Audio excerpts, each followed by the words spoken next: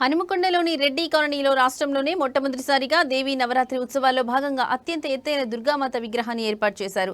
Reddy colony friends youth association ఆధ్వర్యంలో 16వ దుర్గా నవరాత్రి ఉత్సవాల్లో భాగంగా ఈ 51 అడుగుల భారీ విగ్రహాన్ని ఏర్పాటు చేశారు.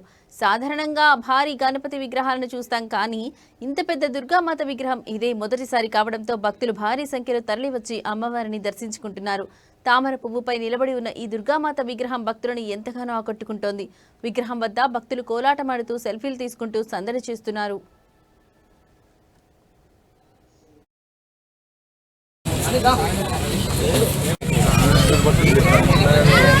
मेरे लेवल